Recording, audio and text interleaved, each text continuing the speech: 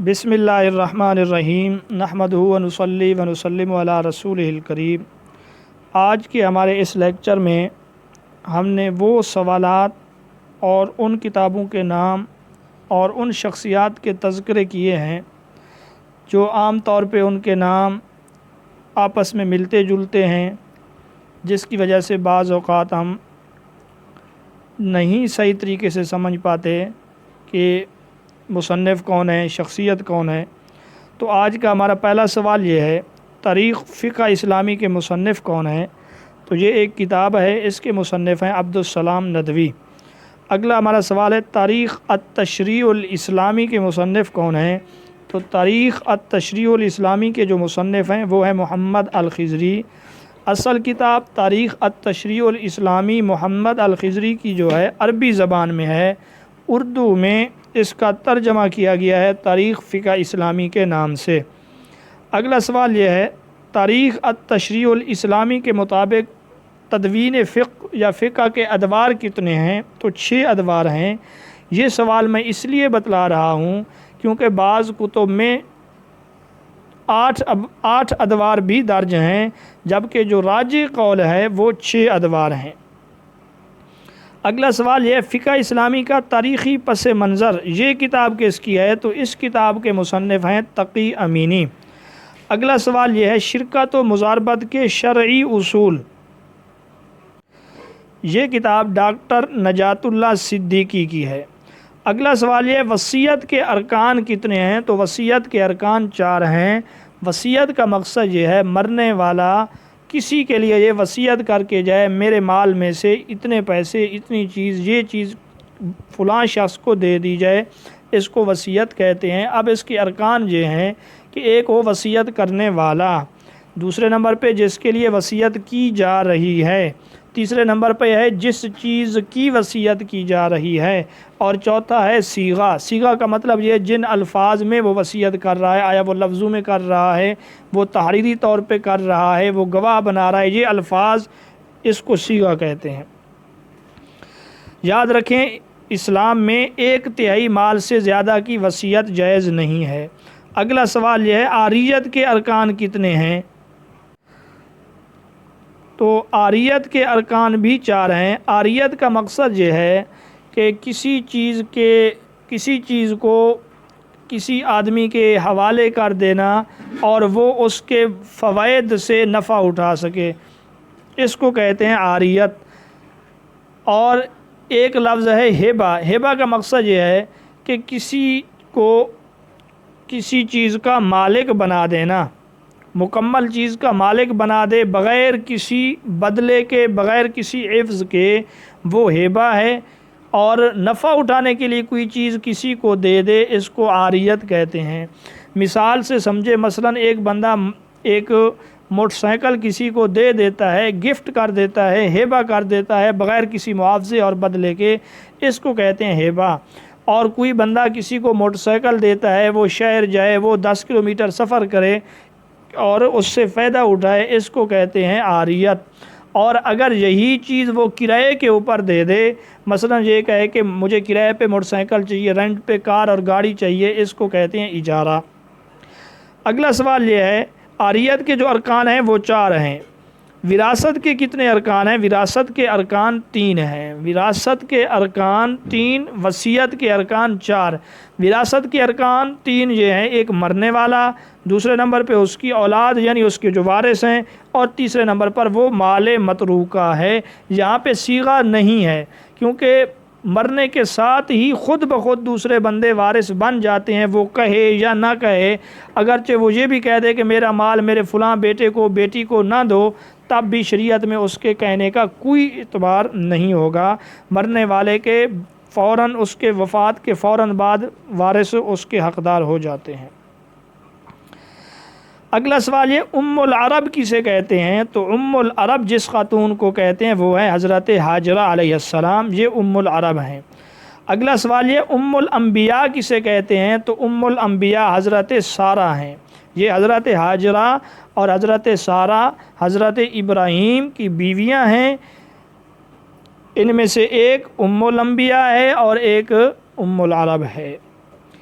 اگلا سوال یہ جد الانبیاء کس نبی کو کہا جاتا ہے؟ تو جد الانبیاء حضرت ابراہیم علیہ السلام کو کہا جاتا ہے۔ اگلا سوال اصول دعوت دین، اصول دعوت دین اس کے مصنف کون ہیں؟ تو اس کے مصنف ہیں ڈاکٹر عبد الکریم زیدان۔ اگلا ہمارا سوال یہ دعوت دین اور اس کا طریقہ کار، اس کے مصنف کون ہیں؟ تو اس کتاب کے مصنف ہیں امین احسن اصلاحی۔ تو دیکھیں جہاں دعوت دین، اس دعوت ارشاد جو ہمارا ایک اہم سبجیکٹ ہے، اس کے متعلق جو کتابیں ہیں کس طرح ان کے نام آپس میں ملتے جلتے ہیں۔ تاریخ دعوت و عزیمت کس کی ہے؟ تو یہ ہے ابو الحسن علی ندوی کی۔ امام عزیمت کسے کہتے ہیں؟ امام عزیمت کے لقب سے جن کو جانا جاتا ہے وہ ہیں امام احمد بن حنبل رحمۃ اللہ علیہ۔ فریضہ اقامت دین کے مصنف کون ہیں؟ تو فریضہ اقامت دین کے مصنف صدر الدین اصلاحی ہیں۔ اگلا سوال تجدید و احیاء دین کے مصنف کون ہیں؟ تو تجدید و احیاء دین کے مصنف علامہ مودودی ہیں، جبکہ اقبال و احیاء دین کے جو مصنف ہیں وہ ہیں خالد علوی۔ عام طور پہ یہ کتابیں بندے کو یاد ان کو رکھنا مشکل ہو جاتا ہے، اور بعض اوقات ان کو تلاش کرنا بھی، پھر یہ یقین کرنا بھی اس کے لیے مشکل ہو جاتا ہے کہ یہ کتاب کس کی ہے۔ اس لیے میں نے کوشش کی ہے کہ جو بھی مستند معلومات جہاں سے بھی مجھے ملیں وہ آپ کے سامنے پیش کروں۔ اگلا سوال یہ قصص القرآن، یہ کتاب کس کی ہے؟ تو یہ ہے مولانا حفظ الرحمن سیوہاروی رحمۃ اللہ علیہ کی۔ قصص النبیین، اس کے مصنف ابو الحسن علی ندوی ہیں۔ قصص الانبیاء، اس کے مصنف علامہ ابن کثیر رحمۃ اللہ علیہ بھی ہیں، اور شیخ عبد الوہاب خلاف نے ایک کتاب لکھی ہے، اس کا نام بھی قصص الانبیاء ہے۔ اگلا ہمارا سوال یہ ابو الانبیاء کون ہیں؟ تو ابو الانبیاء جن کو کہا جاتا ہے وہ ہیں حضرت آدم، اور اسی طرح ان کو ابو البشر بھی کہا جاتا ہے۔ اگلا سوال یہ نجیب اللہ کن کا لقب ہے؟ تو نجیب اللہ انبیاء میں حضرت داود علیہ السلام کا لقب ہے۔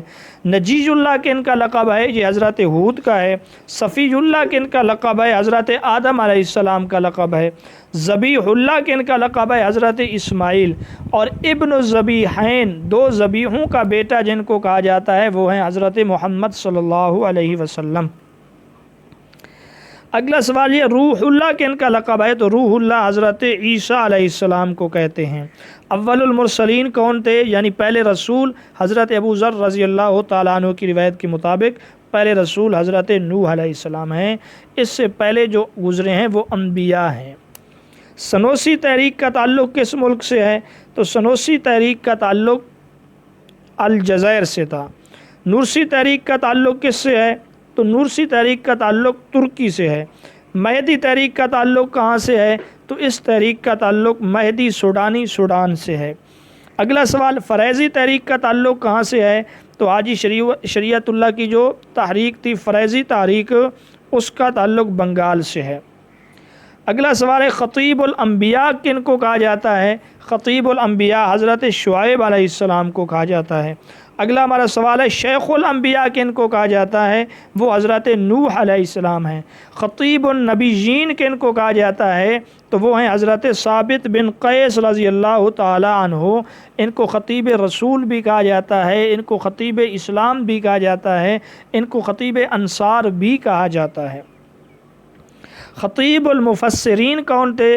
تو خطیب المفسرین ہیں حضرت تفسیر ابو سعود کے مصنف، تفسیر ابو سعود کے مصنف جن کا نام ہے محمد بن مصطفیٰ العمادی۔ یہ خطیب المفسرین کے لقب سے مشہور و معروف ہیں، اور ان کا تعلق فقہ حنفی کے ساتھ ہے۔ ان کی تفسیر کا نام ہے ارشاد العقل السلیم الی مزایا القرآن الکریم، جو تفسیر بالماسور ہے۔ یہ تفسیر 9 جلدوں پر مشتمل ہے۔ اگلا سوال یہ ابو العرب کن کو کہا جاتا ہے؟ تو ابو العرب حضرت اسماعیل علیہ السلام کو کہا جاتا ہے۔ اگلا ہمارا سوال ہے بابائے کیمیا کون تھے؟ تو جابر بن حیان بابائے کیمیا بھی ہیں۔ بابائے طبعیات ابن الہیثم کو کہا جاتا ہے۔ سلطان الخیر کن کو کہا جاتا ہے؟ سلطان الخیر ہیں حضرت سلمان فارسی رضی اللہ تعالیٰ عنہ۔ یاد رکھیں مفتاح الخیر جن کو کہا جاتا ہے وہ ہے سلیمان بن عبد الملک۔ اگلا سوال یہ سلطان المحدثین کون تھے؟ تو سلطان المحدثین حضرت ابو ہریرہ رضی اللہ تعالی عنہ کو کہا جاتا ہے۔ لکھ بخش یہ کہ ان کا لقب تھا، تو قطب الدین ایبک کو سخاوت کی وجہ سے لکھ بخش بھی کہا جاتا تھا۔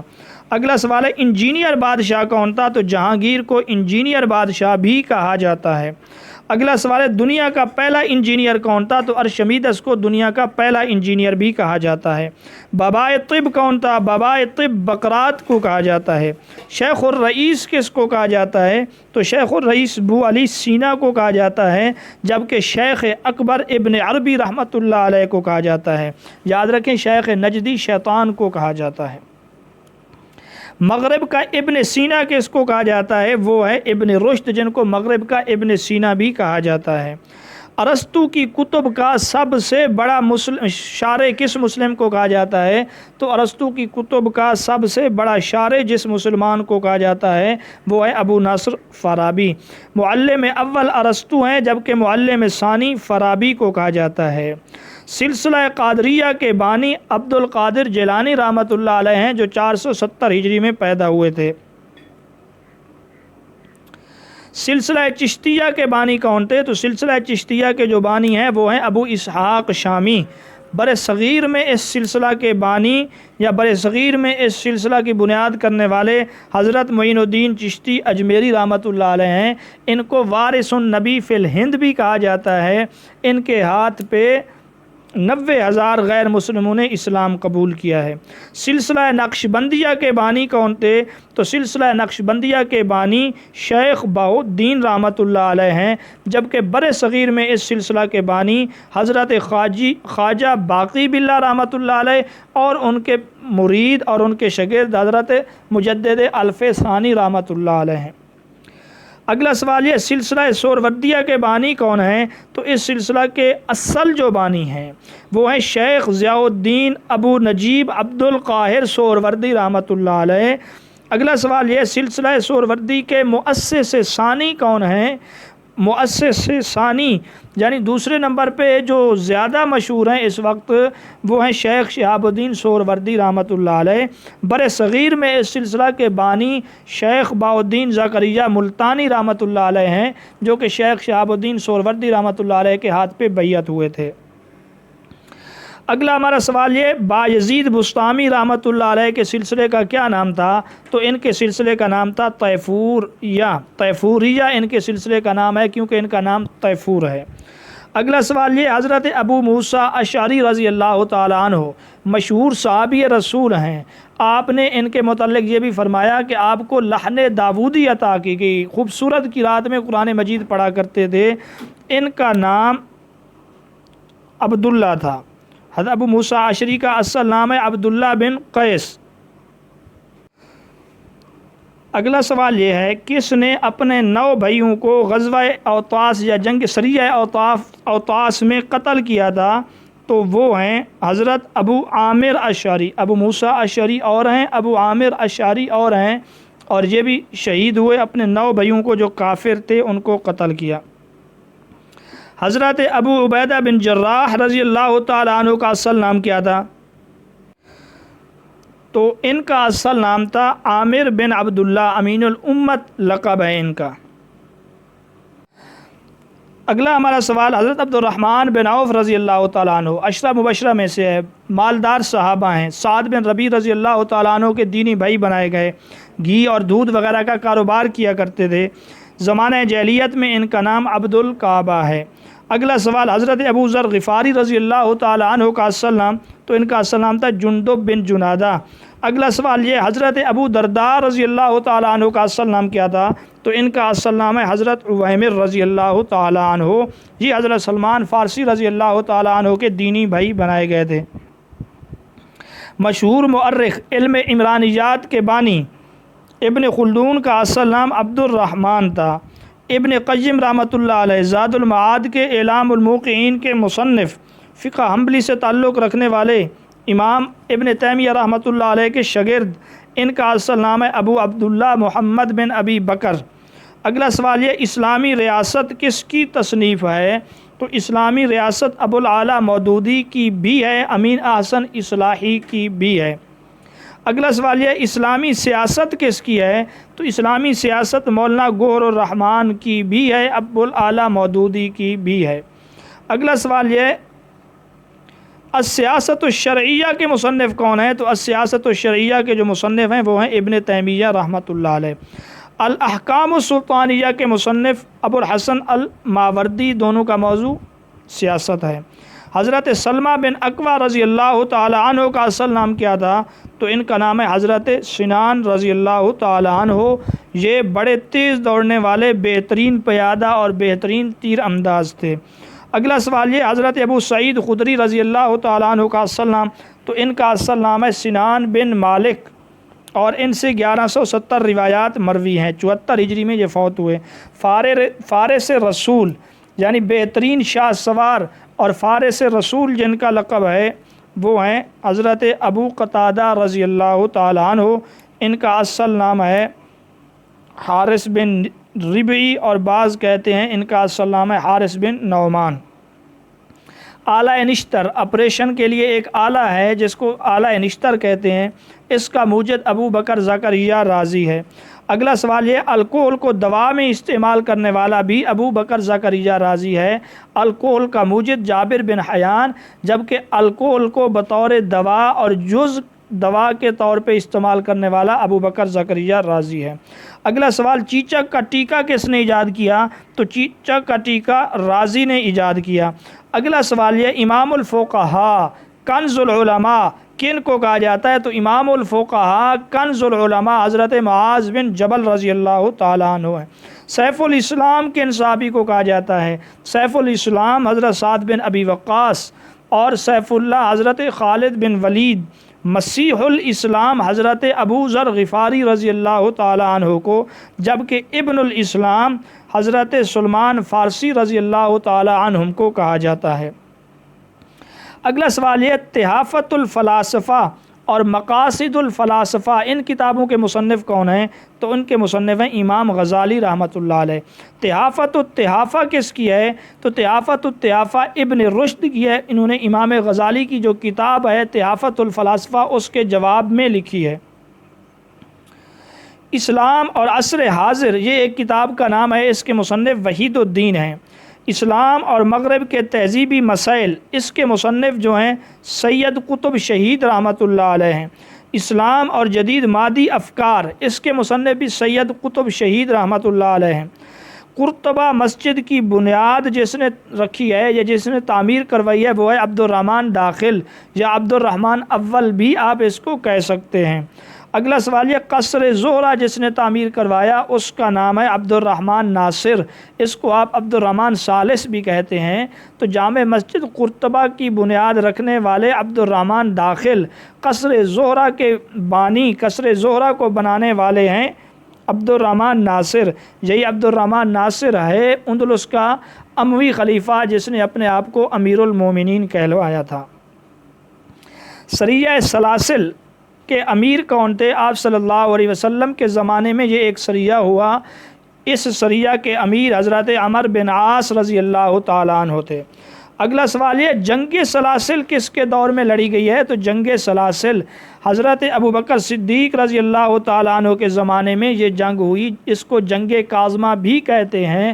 اس جنگ میں مسلمانوں کی طرف سے حضرت خالد بن ولید رضی اللہ تعالیٰ عنہ، جبکہ کفار کی طرف سے ایرانیوں کی طرف سے ہرمز تھا جس کی ٹوپی پر خالد بن ولید نے قبضہ کیا، جس کی قیمت 1,00,000 درہم تھی۔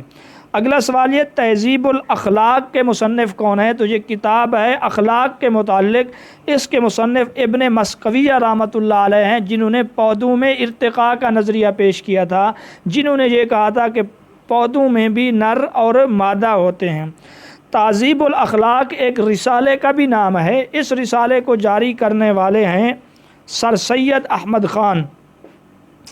اخلاق جلالی کن کی ہے؟ تو اخلاق جلالی ہے جلال الدین دوانی کی، جن کا نام ہے محمد بن اسد۔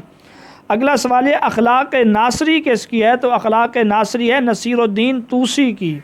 اگلا سوال طبقات ناصری، دیکھیں یہ الفاظ کس طرح ملتے جلتے ہیں کتابوں کے، اور مصنف کہاں سے کہاں پہ پہنچ جاتے ہیں۔ ایک لفظ کو لکھنے سے کئی صدیوں کا زمانہ درمیان میں آ جاتا ہے کہ ایک 100 سال پہلے ہے، ایک 200 سال پہلے ہے۔ تو طبقات ناصری جو ہے منہاج سراج جز جانی کی ہے، یہ بر صغیر میں یہ کتاب لکھی گئی ہے۔ ناصر محمود جو رضیہ سلطانہ کے بھائی ہیں، تو منہاج سراج نے اپنی کتاب کو ان کی طرف منسوب کرتے ہوئے، اس بادشاہ کی طرف نسبت کرتے ہوئے کتاب کا نام رکھا ہے طبقات ناصری۔ اگلا سوال یہ ثلث الاسلام کسے کہتے ہیں؟ تو ثلث الاسلام حضرت سعد بن ابی وقاص رضی اللہ تعالی عنہ ہیں، یہ خود کو ثلث الاسلام کہتے تھے۔ ان کے بقول کے مسلمان ہونے والوں میں، یعنی حضرت سعد بن ابی وقاص رضی اللہ تعالی عنہ کے بقول، اسلام قبول کرنے میں میرا تیسرا نمبر ہے، اور سدس الاسلام حضرت خباب بن ارت رضی اللہ تعالیٰ عنہ کو کہا جاتا ہے۔ اگلا سوال طاؤس العلماء سید الطائفہ، یہ کن کو کہتے ہیں؟ تو یہ حضرت جنید بغدادی رحمۃ اللہ علیہ کو کہتے ہیں، جو 215 ہجری میں پیدا ہوئے۔ حضرت امام نسائی شریف کے جو مصنف ہیں رحمۃ اللہ علیہ، وہ بھی 215 ہجری میں پیدا ہوئے۔ امام نسائی رحمۃ اللہ علیہ کی وفات 303 ہجری ہے۔ ابو علی جبئی معتزلی کی وفات بھی 303 ہجری ہے، جبکہ طاؤس العلماء سید الطائفہ حضرت جنید بغدادی رحمۃ اللہ علیہ کی جو وفات ہے وہ ہے 298 ہجری۔ حضرت ابو رام غفاری رضی اللہ تعالیٰ عنہ صحابی رسول ہیں، احد کے موقع پر سینہ پہ تیر کھانے والے صحابی ہیں، اور جب آپ صلی اللہ علیہ وسلم فتح مکہ کے موقع پر تشریف لے گئے، مدینہ میں نائب یہی تھے۔ ان کا اصل نام کلثوم تھا، حضرت ابو رام غفاری کا اصل نام کلثوم ہے۔ اگلا سوال یہ حدیقۃ الاولیاء تصوف کے متعلق کتاب ہے، اس کے مصنف کون ہیں؟